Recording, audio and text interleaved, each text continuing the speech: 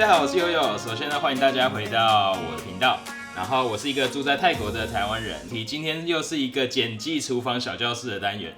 如果大家还记得的话，前一支这个厨房小教室的单元应该是在做简记牛肉面。那今天呢是要来做一个在泰国非常有名的一道传统的美食。那它就是泰式炒河粉，也就是我们所知道的 Pad Thai。因为现在大家主要都是在家里，就是办公啊，在家里吃饭，所以常常就是叫 Grab 或者是在家里煮。然后我们在前几天呢，看到我们家里附近的一家餐厅，它叫做 Adaro， 它有推出一个新的叫做在家里可以 DIY 做 Pad Thai 的一个 kit， 然后我们就觉得蛮有趣，就想说今天可以分享这一个 kit 给大家。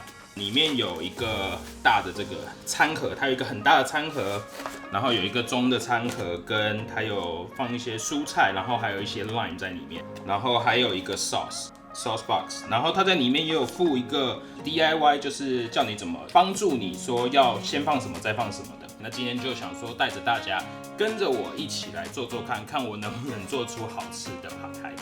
所以我们现在就是来介绍一下这个，就是我们这次的食材。我右手边的呢，给大家看到的是这个有点像是青菜的一个 box， 它这个叫做鸡血草，然后它里面还有一些那个青葱啊，就是它已经帮你就是切好的青葱，然后还有它给你2小片的 lime， 然后它有给你一个它的 sauce。那我先从小盒的开始，这个就是它里面小盒的，有点像是这个配料的包。那配料包里面呢，它总共有，它其实蛮多东西的。我觉得它做的蛮好，是它把它都分成小包，所以就非常的容易。就是它已经切的小块的豆腐，然后呢，它有多给你这个葱啦，就是有，它还有蒜，这里是像红葱头这样子，然后它这里很可爱，给你6只小小的虾子，这里。然后最后的这个是台湾那种菜包能的那种感觉。Patty 知道这是什么吗？菜包。这个。菜包。So in Thai called 菜包 too？ 好酷哦！所以它里面就是这几包的是小菜。好，然后再来呢，这个应该就没有什么悬念，这个应该就是 Pad Thai 的本体。我觉得这他做的都真的是蛮好的耶。我刚刚还想说会不会，比如说，因为我知道Pad Thai要放蛋啊，他会不会蛋就没有给，就说可能家里自己要有。但是我觉得他这个很好的是，他什么都给你耶，它里面呢有2颗蛋这里，然后还有给你1大包的豆芽菜。大家如果对Pad Thai非常熟悉的话，就是你一定会知道吃Pad Thai一定会要放这个就是花生的碎屑这样子。我们今天的主角呢就是2大包的Pad Thai，对。那现在呢，就是进入这个 cooking 的环节。那第一个 step 呢，他说是要加2匙的油。那在这里就是2匙，1匙。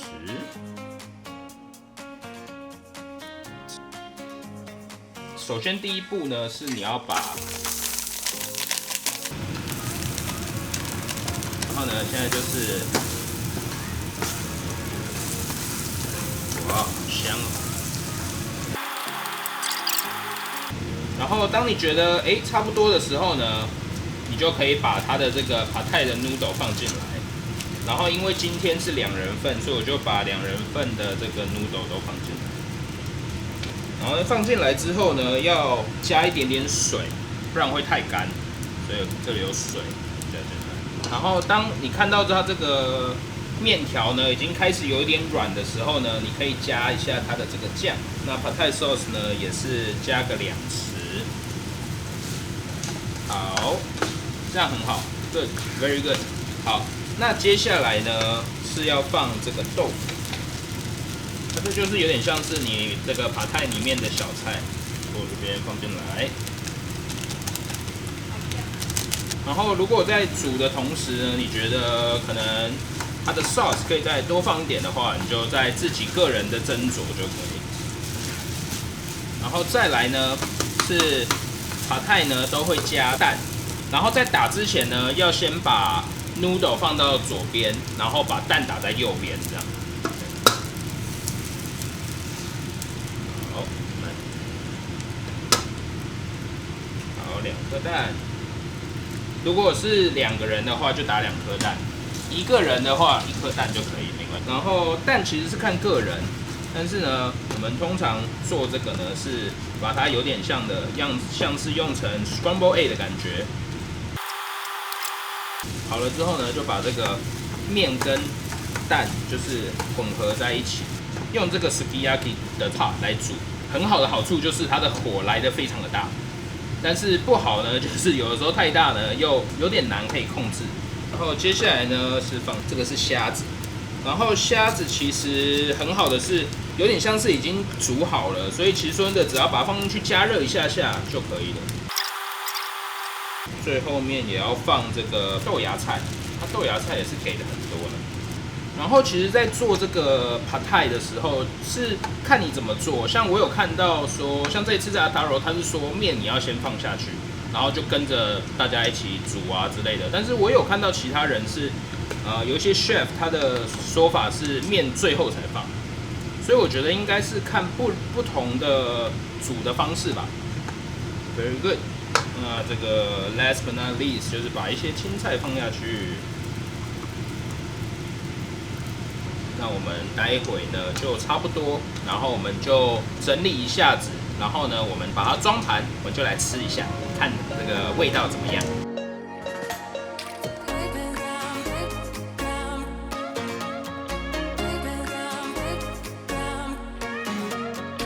今天为大家带来的就是泰国的国民美食 Pad Thai。好，那我现在就来吃吃看，我们一起来吃吃看它的味道。刚才加的这个烂下去，像我现在吃的都觉得酸酸的。不过我是觉得还行啦。我当然还是比较 prefer 他们在餐厅里面做的，但我自己是觉得是很好的，是我们很喜欢 Ataro 的一个地方，是他把所有的他需要的食材呢，他都一袋一袋的，就是放在里面。那他也有附给你一个泰文的 DIY 的 step， 就 step by step。但是我自己是觉得，如果以我一个 foreigner 一个外国人来说的话，我是希望它可以有英文的 version。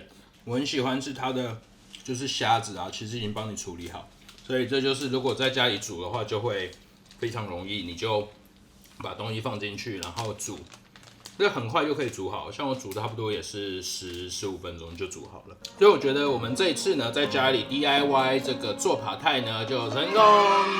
今天的这支影片主要就是跟大家介绍一下我们在 Ataro 用他们的 DIY Pad Thai 的 kit， 然后在家里做Pad Thai， 然后希望大家会喜欢今天的这支影片，然后也别忘了可以订阅我是悠悠的频道。那我是悠悠，我们就下支影片见，拜。